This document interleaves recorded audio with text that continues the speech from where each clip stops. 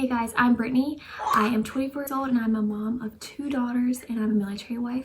I'm just here to tell you about my 2 different birth experiences and how different they were from each other and the different expectations I had for each. So my first daughter was born in August of 2018 when I was 22. She was planned 100%. My husband came back from basic on holiday block leave, and that's when we found out we were pregnant. And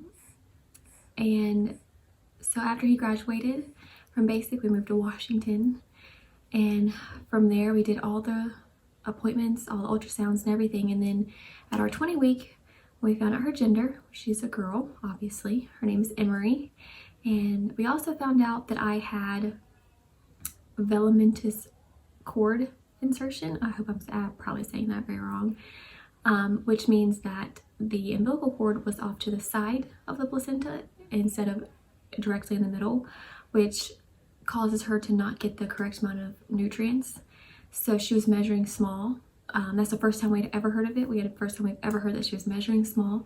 So they kept an eye on her, and so we did another ultrasound around so that's 20 weeks, with another ultrasound around 25 weeks, and just to check on her, and she was still really small. And so we continued to do ultrasounds and found out that she was still very small, and she was just getting smaller, and compared to the other babies, her gestational age. So at around maybe 30 weeks, we started to do these non-stress tests. No, I would say around 36 weeks. We started to do the non-stress test every week, twice a week, because she was just so tiny. And no, it was around 32 weeks. So 32 weeks, we started doing the non-stress test every week, twice a week. And they told us we were going to do another ultrasound at 37 weeks. And if she's in the 5th percentile or lower for her gestational age, then we're going to go ahead and induce you that day, which was August 23rd. And so we did the ultrasound, and she came back and said that, look, she's in the 3rd percentile, so we're going to go ahead and induce you today. So in my head, I'm thinking, okay, that's fine, like I'm ready to meet her. So I'm 37 weeks right now, so she's full term, she's fine. And I'll just go in and they'll induce me and I'll have her, it'll be perfectly fine. And I was very wrong. So we went in at 1 and they started hooking me up and doing all that they had to do. And maybe around that night, maybe around 7 or 8, they did a Foley bulb, which is a balloon they stick in your cervix to stretch it. And for every 30 minutes, they would pull the balloon down to try and stretch my cervix, and it ended up not doing anything. Yeah, that little kicker in the back is Eliza, the little baby. She's sleepy. But, and it didn't end up working, so the next day they upped my Pitocin, and I started having contractions, really hard contractions, and at around 1 centimeter, the nurse asked me if I want epidural, and I was, yes, I want epidural. So we did the epidural, and everything was fine. It worked out. I felt like it was working. I wasn't in any pain. I was relaxing for a little while. And maybe an hour and a half later, I started to feel it, the pain, the contractions on my right side.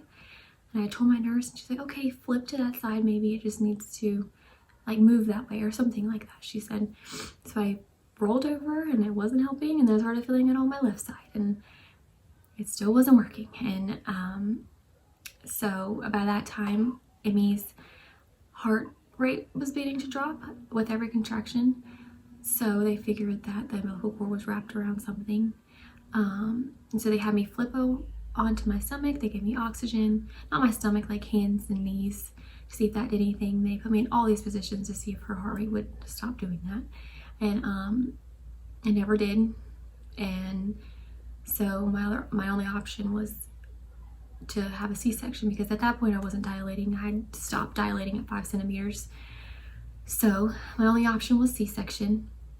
And I was nervous, my husband was nervous, and both of our moms were there. So we were really nervous. We weren't expecting it at all. We expected it to be an easy, not an easy birth, but a typical like birth experience. So C-section wasn't even on the table. And so I decided what was best for me and my baby was to have a C-section. And they took me back. I was really nervous. I've never had surgery. I had my wisdom teeth taken out. So having major surgery was very nerve-wracking, but at that point I was in so much pain and I knew something was wrong. So I wanted the baby out. I wanted her out. And they did the C-section and she was born at, are you okay? And she was born at 10:50 that night on August 24th. And I saw her for the first time, heard her cry for the first time, the best feeling ever. They gave me her as I was wheeling out. I was able to hold her while they were wheeling me out of the operating room. And as I'm getting there, I started shaking extremely bad. Like I've never shaken that much in my life. It scared my mom, it scared my husband. But the nurses were all like really encouraging and saying that it's okay, it's normal. But it was really scary and scared my mom more than anything. I couldn't even hold her because I was shaking so much. But eventually wore off, and I had her, and the recovery was nice. Like the recovery in the hospital was good. She was such a good baby. She's still such a good baby. And then we took her home, and we were in a second story apartment. So I was walking up and down steps, 11 steps after a C-section, which was not easy, but I did it. And to me, the recovery for the first time was not that bad as I thought it was going to be for a C-section. I barely had to take any pain medicine, like the extreme pain medicine. Of course, I took ibuprofen, and but I never had to take any of the Percocet that they had given me, which is really nice. I'm not into taking those medicines anyways. And that was that. We had our daughter, and she is almost 1.5 now. The cutest little girl. She says so many words, but that was my first birth experience, which did not go as expected. And then in March of 2019, so Emmy was about 7 months old, I didn't get my period, and I didn't get my period. And at this time, my husband was in the field, so my mom was here with me, helping with Emmy and keeping us entertained. And I was like, I'm just gonna take a pregnancy test. There's no way I'm pregnant. Like, I don't even think I'm ovulating yet. And because I was breastfeeding at the time.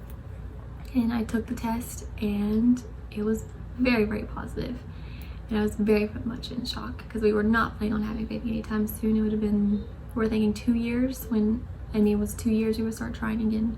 So this was a shock. And my husband didn't believe me, but I definitely was. And so her due date was December 30th. And after Emmy's C-section, they had told me she had a cone head when she was born. And so I was only 5 centimeters. So they assumed that she would not be able to fit out the birth canal anyways because my pelvis was too narrow. So C-section was a good idea. And after they had told me that, when I learned I was pregnant again, I told my doctor, I said, I want to have a C-section. I don't want to risk her getting stuck because we had found out she was a girl. I don't want her getting stuck. So I think the best plan of action is just to go ahead and schedule a C-section. And they completely agreed. They don't think that she would be able to fit through the birth canal through my pelvis. So that was the best option. And she had a good, no complications this time, perfect. She was growing good, always. And of course she's small because I'm small, so my babies are small. And so I went in for my planned C-section, which is usually at 39 weeks, so that was December 23rd. So she was born right before Christmas. And I called and I went in, and they set me up and everything, put me in a room, and then my nurse did my IV. And so she just cleared it out, or whatever you call it, and with saline, and then she took some blood. And as soon as she started taking the blood, I started feeling lightheaded, and I started seeing spots, and then I don't remember anything. And so I had passed out apparently and scared the life out of my husband. And which I've never passed out when they've taken my blood. I'm scared of needles, but I'm not that scared. And I hadn't eaten since that dinner night before, and so this was at like 1 o'clock the next day. Sorry, that's Emmy. Her nap time's over. And after that I was fine. She put more fluids in me and I was fine, and an hour and a half, 2 hours later, they took me back and I had my baby. I had the C-section, which to me took longer than before. Maybe because they had told me that before, because scar tissue and all that. And so they got her out. She was perfectly fine. She weighed 6 pounds 6 ounces, and I didn't say it before, but Emmy weighed only 4 pounds 15 ounces. This is a lot bigger baby than to me anyways. And they let me hold her like normal, like they did with Emmy, and took me back to the recovery room. And I started getting so sick and throwing up, and then I still hadn't eaten. She was born at 1:45, so I still hadn't eaten. And so when they took my blood, it wasn't 1, it was probably about 11:30, 12. I started the IV because she was born at 1:45. So anyways, and oh, are you okay? You make scary noises. But the recovery for this birth was a lot harder, and it's probably because they were so close together, and I had double C-section, but I was in a lot more pain. I still didn't take the strong medicine. I tried to stick to ibuprofen, and it helped, but it was really hard. And this Eliza, which her name is Eliza, she is a lot more difficult baby than Emmy was, especially at night. Emmy woke up, ate and slept, and Eliza wakes up to eat and likes to stay up. So it was really hard at the beginning to get used to that, and also having a toddler, a 16-month-old. But we made it, and Eliza is almost 8 weeks old, and Emmy's almost 1.5 years. But yeah, the recovery for the second one really hit me hard. She walking, showering, all of that was really hard. And we moved, so we didn't even have to walk upstairs. We live in on-base housing now, so I had no steps. We have a 1-story house, and it was really hard. But after I had gotten sick, and all I needed was food, and once they gave me food, I was fine. And I made them. And so since she was born on 23rd, I wanted to be home on Christmas for Emmy. That was her first, it was her second Christmas, but her first Christmas, she was only 4 months old. So this Christmas, I really wanted to be home with her and watch her eyes when she woke up to what Santa had brought her. And so I asked him, I was like, can I just go home on the 20th? I just want to go home on the 24th. And they listened to me, and they knew my body, like they knew I knew my body more than anyone else, and they knew I wanted to be home with my daughter. And they said if I handled the pain well, and I did, then I could go home, and I did. And with the ibuprofen, it really did help. But so both birth experiences were completely different. I think if we have a third one, it's definitely C-section. That's what I'm used to. That's what I know now. It'll probably be a lot harder recovery, but I wouldn't even know what to do if I had a baby naturally. So vaginally, definitely not naturally, because I can't do the pain. But we definitely want to have another one. Definitely way down the road. Stay on birth control if you don't want a baby. It only takes one time. We learned that very easily. So, but we love our babies. We love Eliza. She's makes our family complete. We wouldn't have it any other way. So, and Emmy's such a good big sister. She loves her little sister. So, But that's it for this video, and thanks for watching, and I hope to see you in more videos. Bye.